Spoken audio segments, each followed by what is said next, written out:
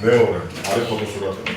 სამოქალაქო აქტივობების ცენტრმა პანკისის ხეობაში ახალგაზრდების ჩართულობის და სამოქალაქო ინტეგრაციის ხელშეწყობის პროექტის ფარგლებში მოქალაქე რეპორტიორების სასწავლო კურსი დაასრულა. სწავლება პანკისის ხეობაში მცხოვრებმა 8 ახალგაზრდამ გაიარა, რომლებიც სამოქალაქო აქტივობების ცენტრმა კონკურსის გზით შეარჩია.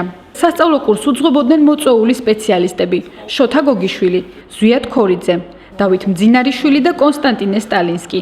ახალგაზრდებმა შეისწავლეს ვიდეო გადაღება, მონტაჟი, ფოტოგრაფია, მულტიმედია პროდუქტის შექმნა და ბლოგინგი. ეს ძალიან მნიშვნელოვანია ჩემი აზრით, მე პირადად ყოველთვის მაინტერესებდა ეს ყველაფერი და მე მომავალში ვაპირებ, რომ გარკვეული ეს იქნება, გარკვეული ფოტოები იქნება თუ სიუჟეტები გადავიღო ხეობაში, ძალიან ლამაზი ხეობა, შესაბამისად გადასაღებიც და საჩვენებელი ძალიან ბევრია და ჩვენ გვინდა რომ დავარღვიოთ ის სტერეოტიპები, რომლებიც პანკისის ხეობის მიმართ არსებობს. ამ მოკლე დროში შევძელით ძალიან ბევრის ათვისება.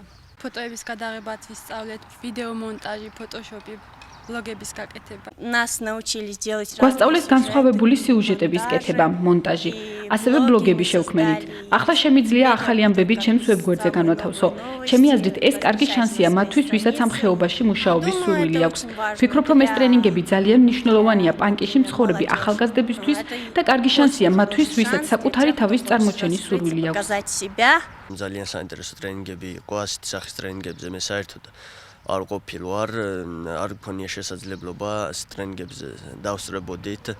მართალია დრო არ ქონდა, ძალიან ცოტა დრო იყო, მაგრამ მაქსიმალურად ვეცადე, ტრენერებმაც მაქსიმალური გააკეთეს იმისთვის, რომ კარგად აგვეთვისებინა ყველაფერი, ვისწავლეთ მულტიმედია პროდუქტის შექმნა, პროფესიონალური ფოტო, ვიდეო გადაღება. რაღაც სტერეოტიპები არსებობს ხეობასთან დაკავშირებით, ძალიან უარყოფითი დამოკიდებულება აქვთ აქაური ახალგაზრდების მიმართ და ასეთი სახის ტრენინგები თუ გაგრძელება ძალიან კარგი იქნება ხეობისთვისაც.